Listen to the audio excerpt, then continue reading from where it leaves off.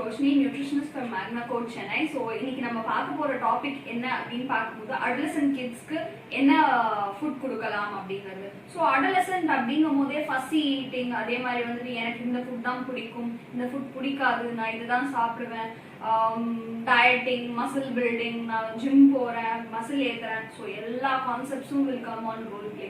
So adolescent அப்படிங்கிறதே is a transition period அப்படிங்கறதுனால they want to be independent, they have to have their own food world எல்லாமே இருக்கும். So this is where the phase they want a good nutrition. So அந்த good nutritionங்கிறது தான் நம்ம கொடுக்கிறது will be very tough task because they are eating outside, friends ஓட போறது, நம்ம வீட்ல சாப்பிடுறத அவாய்ட் பண்றது, these are all the things happen. So ரெண்டு எக்ஸ்ட்ரீம்ஸ் இருக்கு. அதாவது they eat a lot due to the stress and other factors, or they try to go on a heavy diet. So extreme diets follow பண்றது, ஒல்லியா இருக்கணுங்கிறதுக்காக பண்றது, or eating outside a lot, overeating, obesity, juvenile obesity. So ரெண்டு எக்ஸ்ட்ரீம்ஸுமே நம்ம பார்க்கிறோம். But this is a very essential period where they have to have a good nutrition because they have lot of things at that time. So இந்த good nutrition என்ன அப்படின்னு பார்க்கும்போது all carbohydrate, fat, proteins, micronutrients, vitamins, minerals எல்லாமே நீங்க கொடுக்கறது அப்படிங்கிறது வந்து ரொம்ப தேவையா இருக்கும். ஃபார் எக்ஸாம்பிள் ஒரு நாளோட டயட் அப்படின்னு நம்ம பார்க்க ஆரம்பிக்கலாம் அப்படிங்கும்போது they usually go to school, they spend at least 6 to 8 hours in school.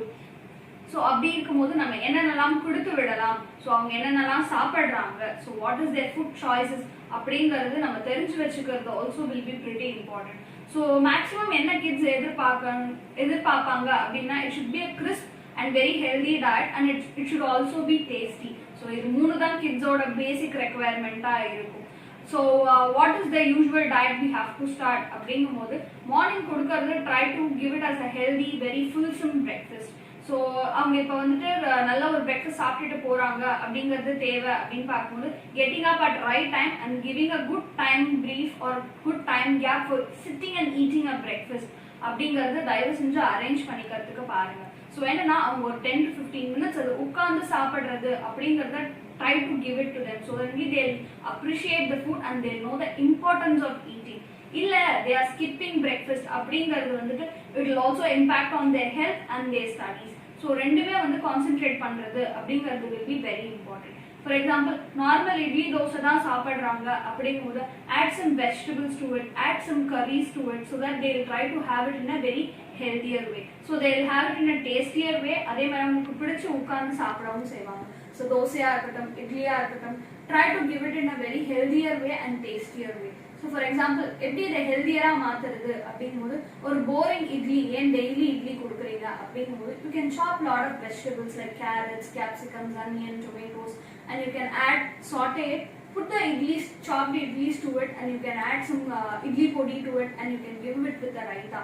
So if you கொடுக்கும்போது it becomes very healthy. They eat the complex carbohydrates, they eat the vegetables, they eat curd, so it will become a very wholesome meal. அதே மாதிரி நல்லா வயது திரும்பணும் இருக்கும். They also try to enjoy the food which they try to avoid.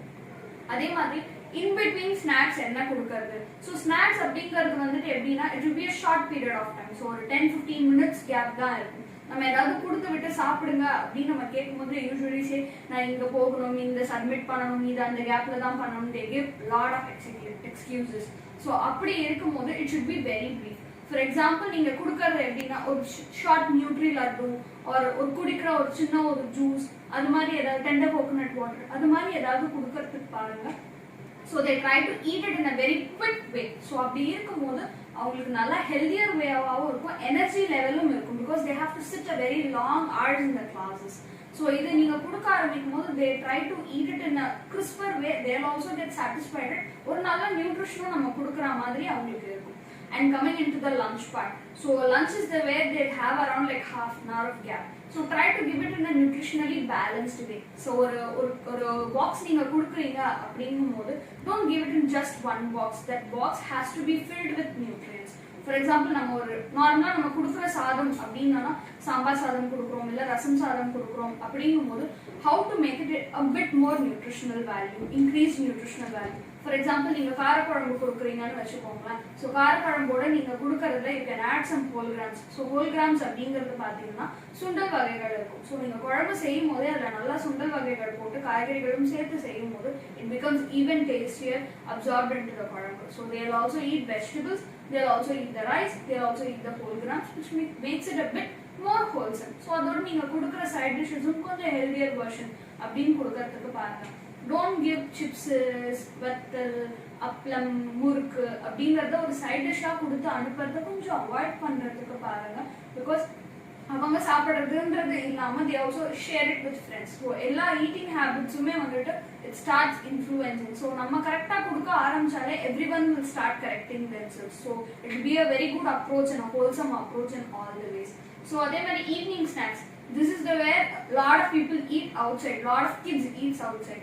ஏன்னா அவங்க வீட்டுக்கு வந்துட்டு they go to tuition centers, they go to academies, so they are introduced or let go and they eat outside. So அப்பதான் அவங்களுக்கு all types of foods they try it around, which is most probably unhealthy, high caloric, fried அப்படிங்கிற இடத்துல தான் hold போடுற மாதிரி இருக்கும். So once they come home அப்படிங்கும்போது try to give them a very nice meal so that it should be short but yet it should be very healthy and satisfying. So அவங்க வெளியில பசியோட இல்லாம இருக்கும்போதே அவங்க சாப்பிடுறதோட சான்சஸும் கம்மி ஆகும். So for example you can give it like a upma or like khichdi or like a bhel or something which they'll try to increase. So இப்போ bhel அப்படின்னு சொல்லும்போது don't that be a high caloric one. இப்போ உங்களுக்கு bhel கிடைக்கிற அந்த normal வெள்ளை பொரியிலேயே nowadays you get wheat puff or millet puffs. So நீங்க அதுல காய்கறிகள் போட்டுட்டு you can add the chat and you can add the chutneys, whatever comes into the bhel, and you can give it to them. So it will be very satisfying. They'll also try to enjoy the food what they have. அதே மாதிரி tuition சென்டர்ஸ்ல இருந்து வந்த உடனே dinner கொடுத்தோம் அப்படின்னா late night they feel hungry. At that time they junk on. So வந்த உடனே try to give them fruits or some nuts, so something refreshing to them like soups. அது மாதிரி கொடுக்கும்போது they feel also bit hunger, கொஞ்சம் லைட்டா okay கொஞ்ச நேரம் நம்ம பசி தாங்கலாம் அப்படிங்கிற மாதிரியும் இருக்கும். and they'll try to not to eat junks at that time. ஏன்னா நம்ம பசிக்கும் போது தான் ஏதாவது சாப்பிடணும் அப்படிங்கிற அந்த ஒரு அப்ரோச் தேவைப்படுது. அதே மாதிரி dinner time, when the dinner time comes, give them like a good amount of food and but in a healthier way. அந்த டைம்னா எல்லா டைப்ஸ் ஆஃப் ஃபுட் மீல்ஸும் இருக்கிற மாதிரி, ஃபுட் டைப்ஸும் இருக்கிற மாதிரி, உங்களோட கார்போஹைட்ரேட்டா இருக்கட்டும், வெஜிடபிள்ஸா இருக்கட்டும், உங்களோட ப்ரோட்டீன்ஸா இருக்கட்டும், எல்லாமே கொடுக்கறதுக்குன்னு ஸ்டார்ட் பண்ணுங்க. For example if you giving chapati அப்படிங்கும்போது you can make a mixed egg vegetable curry so that you can have all the things. So இப்போ எக் அப்படிங்கும்போது அதோட வெஜிடேரியன் சப்ஸ்டிடியூட் அப்படிங்கும்போது you can put either chana or rajma or you can go for double beans. So egg ஒயிட்டோட நீங்கள் போடும்போது they'll get good amount of proteins, vegetables. So நீங்கள் அது தோசையாக இருந்தாலும் சரி, சப்பாத்திஸாக இருந்தாலும் சரி, இட்லியாக இருந்தாலும் சரி, it becomes a wholesome one. Because ஏன்னா யூஸ்வலி நம்மளோட நைட் டின்னரில் இது மாதிரி தான் இருக்கும். So once you start introducing to them, so normal boring foods also will become very exciting and their food habits also will start correcting so that the thing what they follow or they develop as an eating habit also will be pretty good.